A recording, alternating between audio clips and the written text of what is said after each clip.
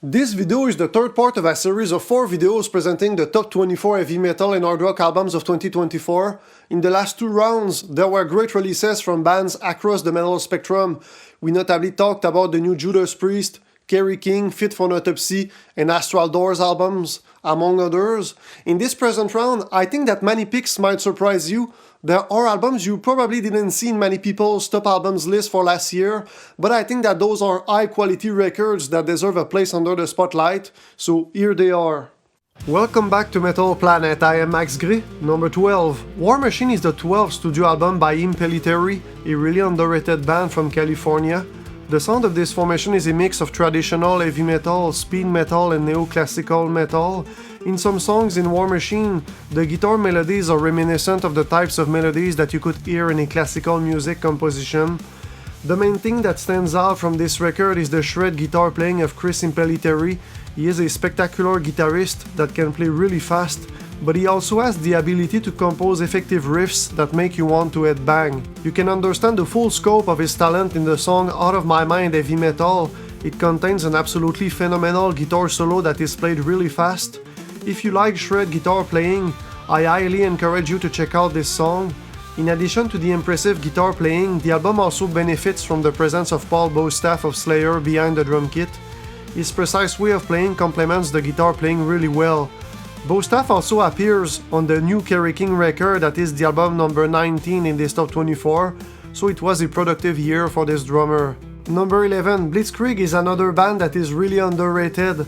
It's an old school new wave of British heavy metal band from the 80s that was an early influence for the band Metallica.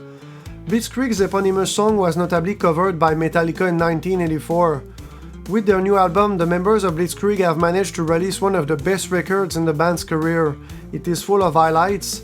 Firstly, the singer Brian Ross, who is now 70 years old, delivers a great performance. He sounds like a man half his age. Secondly, the slick guitar playing and drumming are also on point.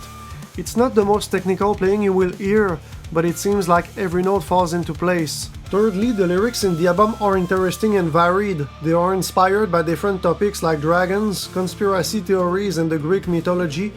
You also have the song The Night He Came Home that talks about Michael Myers, the fictional serial killer from the Halloween film series.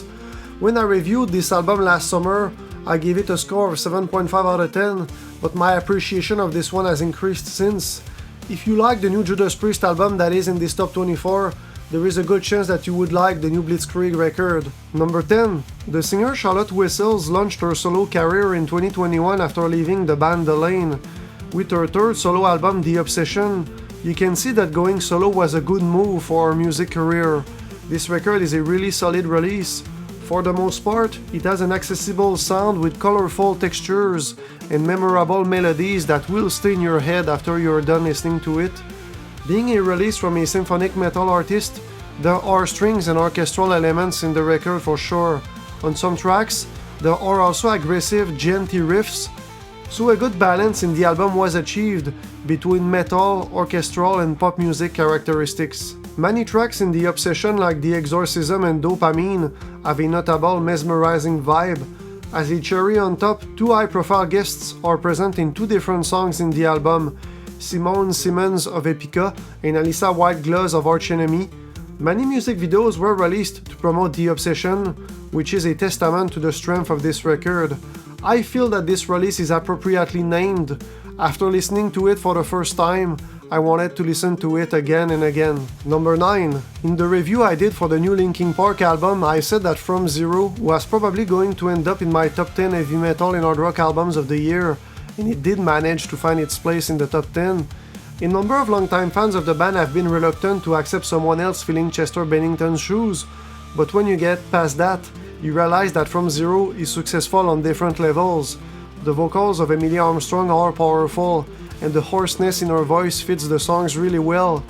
The album also marks a partial return to the original nu metal sound of the formation, the sound that was present on Hybrid Theory and Meteora. In some songs like Two-Faced, there is a heavy high-gain guitar tone that was missing in many of the more recent releases by the band.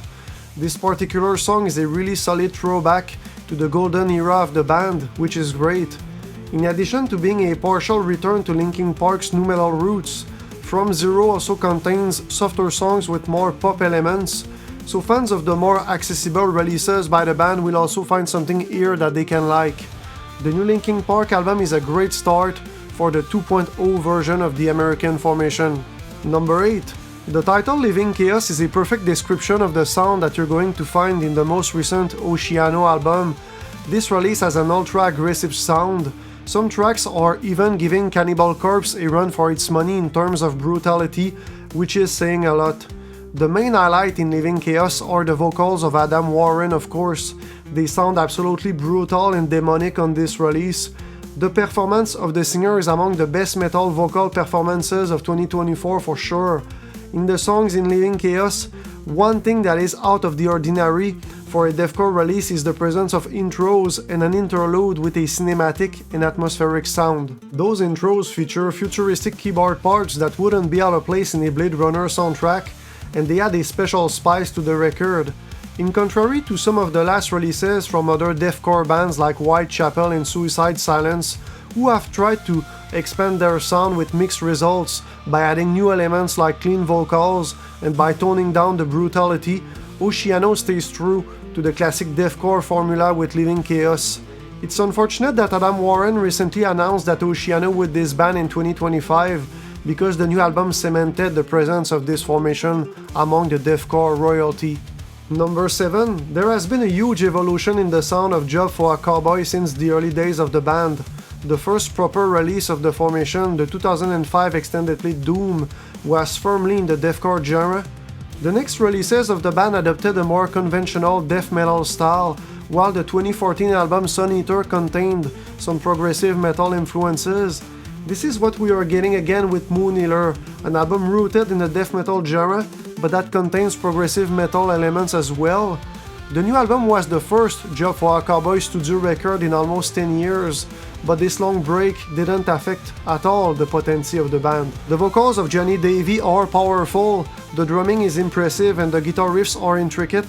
One thing I particularly like about Moonhealer is the sound of the bass that has a notable presence in the mix.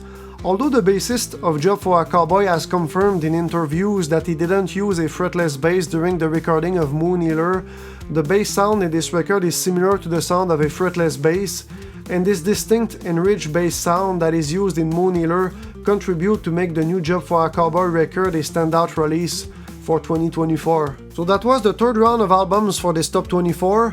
The fourth round is probably going to be released next week. In this final video of the series, the 6 best albums of 2024 are going to be presented, the very best of the best. The number 1 spot is probably not going to be the album that you would expect, and it might be a surprising choice for many people. So if you are curious, stay tuned for that video, and if you like metal and hard rock top albums lists, smash the like button on the way out and subscribe to the Metal Planet channel for more heavy music related content. For the people who are new to the channel, there are new releases of the week videos that come out every week on this channel, so if you like to stay up to date on the new metal albums that come out, that might interest you. Thanks for watching this third part of the top 24 albums of 2024 series, and take care. Cheers!